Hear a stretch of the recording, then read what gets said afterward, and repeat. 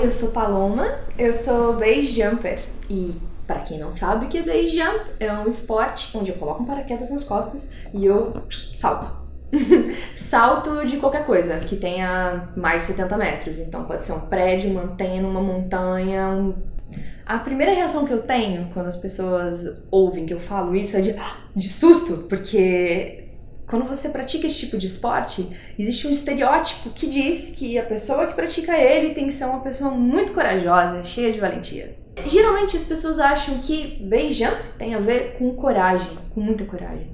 E coragem é o extremo do medo, onde a gente sente. É natural. Não é natural, não é não sentir medo. É sentir medo.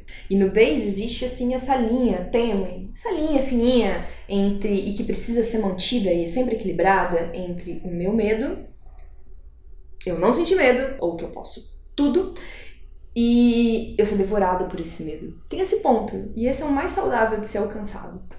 É eu saber os limites desse medo. O medo ele faz parte dessa natureza. Desse tipo de esporte, né, ou de base, ou de escalada, ou paraglider, esportes considerados de aventura ou de risco.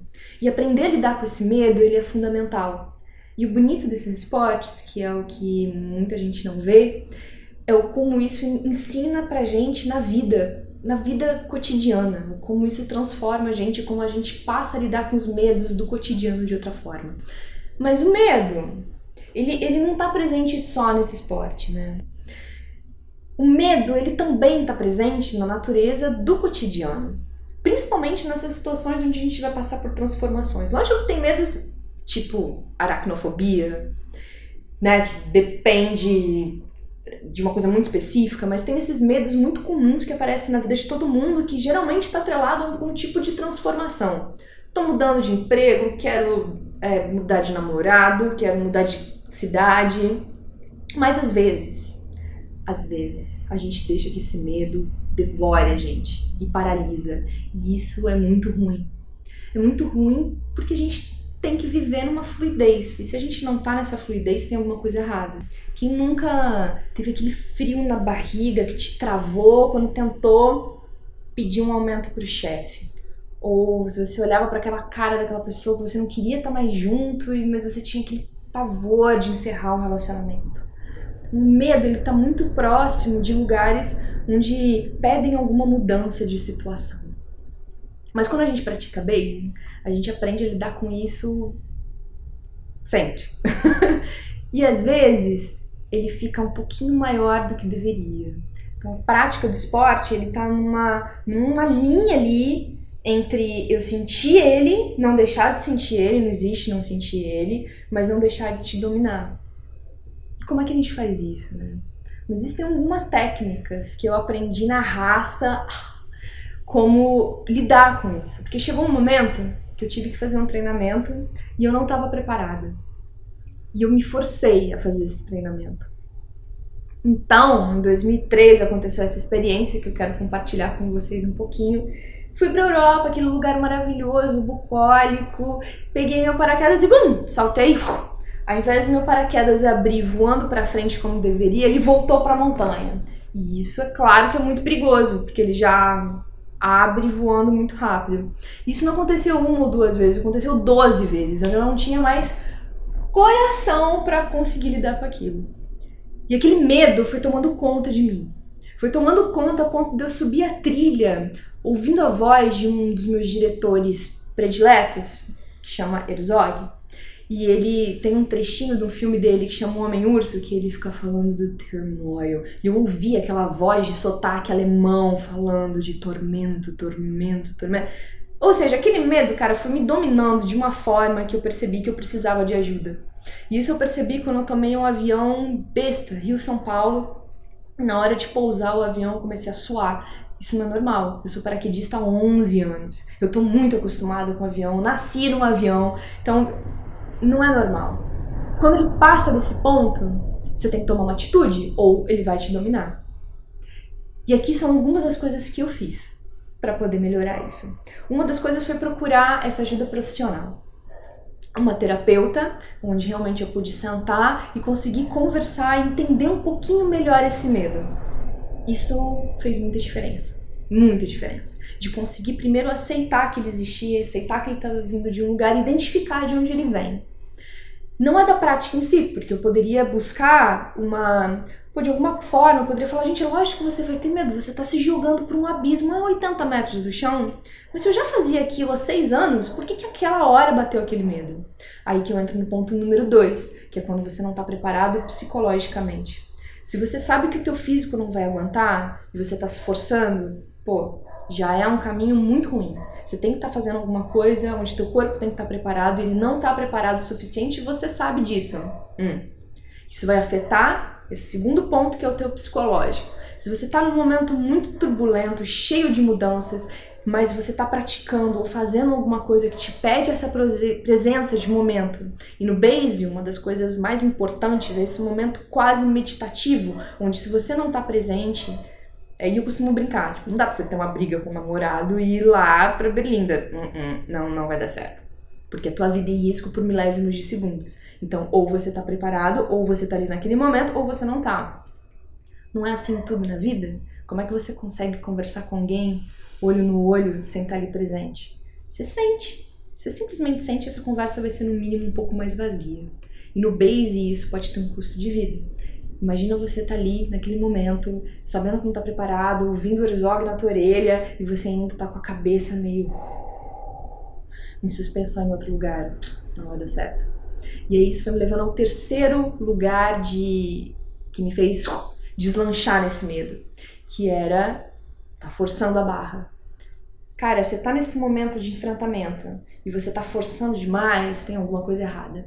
É hora de você parar e entender por que você tá entrando em tanto conflito com algum lugar.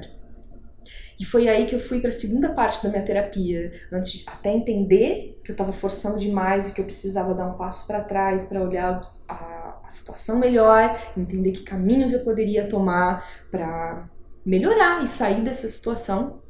Isso poderia significar parar, significa que esse esporte talvez não fizesse mais sentido, poderia simplesmente falar, se agiliza, vai treinar. E no meu caso isso já estava tão transbordado que eu precisei de uma ajuda um pouquinho mais forte do que só psicológica, que isso começou a afetar a química do meu corpo. E isso é o que acontece quando o nosso emocional anda muito abaladinho. Cara, você anda muito triste, muito magoado ou com muito medo, pode ter certeza que tua química corporal fisicamente vai ser afetada. E foi por isso que eu comecei um tratamento com uma profissional de fitoterapia, que me ajudou a reequilibrar o meu nível químico.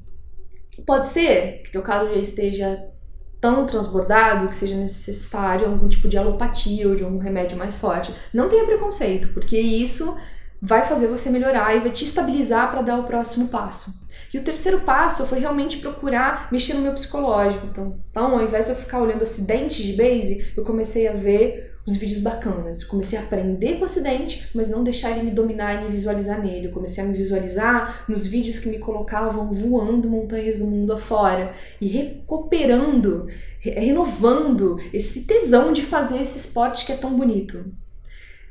Esse é o reforço positivo, de você começar a olhar pro lado bacana, né? Pro copo cheio, não pro copo vazio.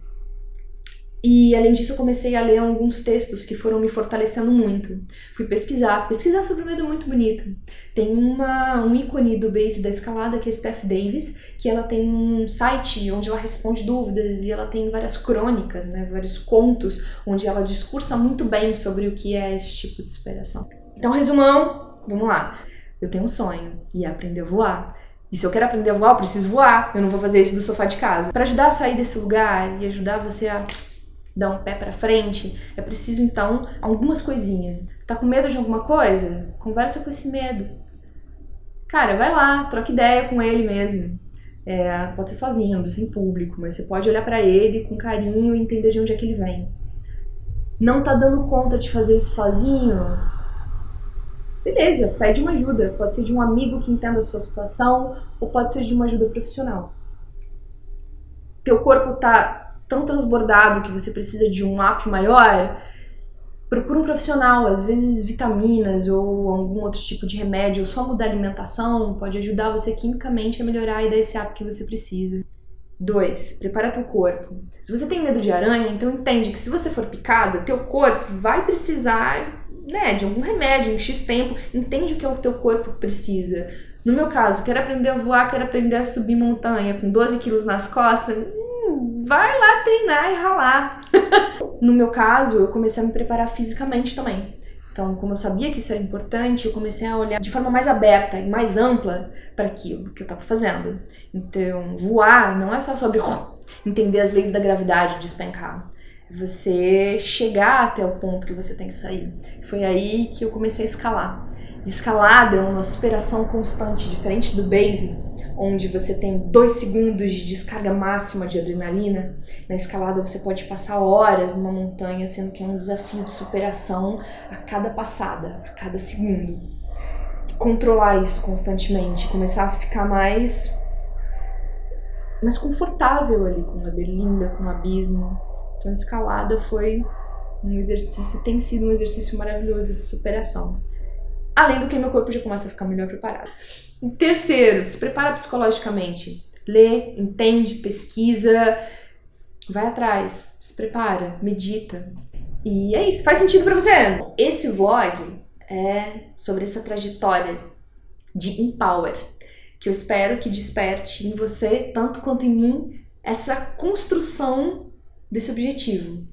Minha meta é aprender a voar, e a tua? Qual que é? Divide aqui. Bota um comentário, bota uma dúvida e vamos trocando ideia. Vamos junto para descobrir e tirar esse potencial infinito que tem dentro da gente.